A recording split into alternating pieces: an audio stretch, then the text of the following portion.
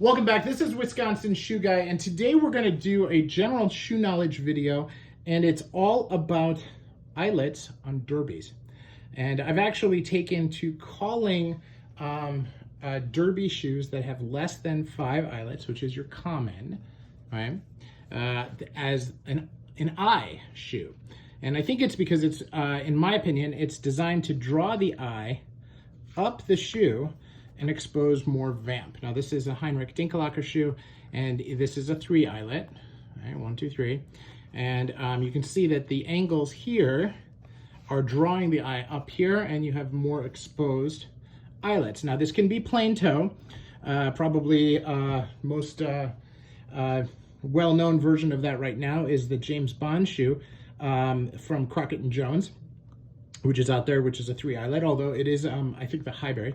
There are a number of versions of that though.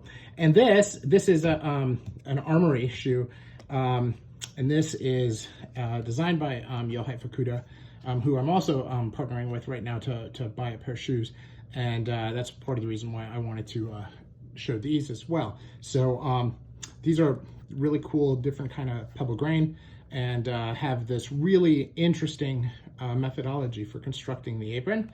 But really the main point here is when it's 5 eyelets, the facing is lower on the vamp, and so you have less exposed vamp. The less eyelets you have, the more vamp is exposed. Based on angles like this, or then in the last 3 shoes, they actually just start where the facing is. Now this is a Corthay Arca, and I'll talk a little bit about this shoe at the end because I want to give you kind of a little bit of a warning on Korthei. But you know, in general, the design here, which is very, very nice, exposes a tremendous amount of vamp. So much so that it actually starts, the derby facing actually starts halfway into the waist, which is kind of cool, right? So it's really quite interesting as it goes in, and then it stays up here as well.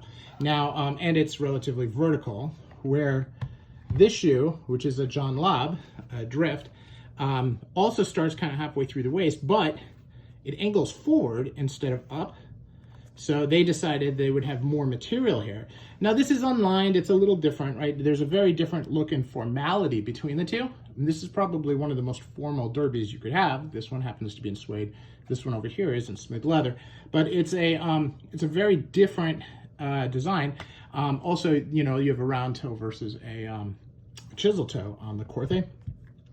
So, but this has less vamp exposed, but still a lot of vamp exposed compared to a standard shoe, right?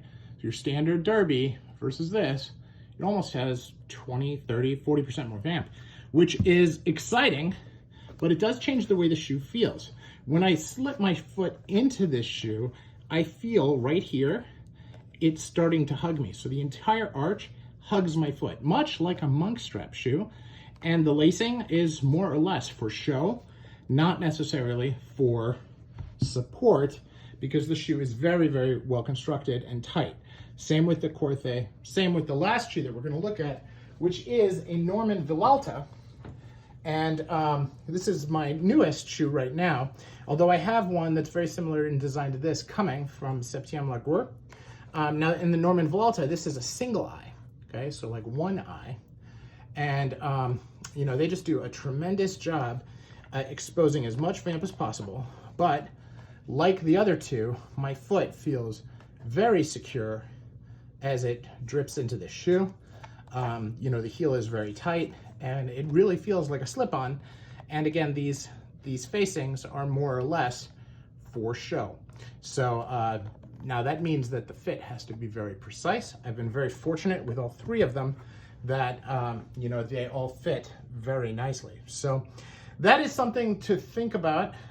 Just a small commentary there on eyelets. Now, about Korthei.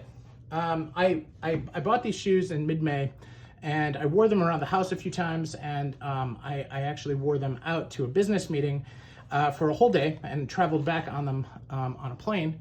And so I had maybe 10 hours of wear. And I want you to see this here. The heel is actually disintegrating.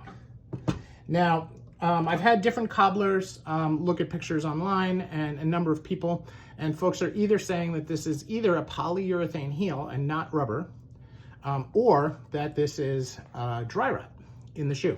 Now, I contacted Korthei 3-4 times on Instagram about this, and I've never gotten a reply. I bought the shoes through Bergdorfs, and I've contacted them multiple times by email and via Instagram, and no reply. So now listen, it's a heel. Heels aren't that expensive, and it is both shoes. It's not just one, so it probably is the dry rot.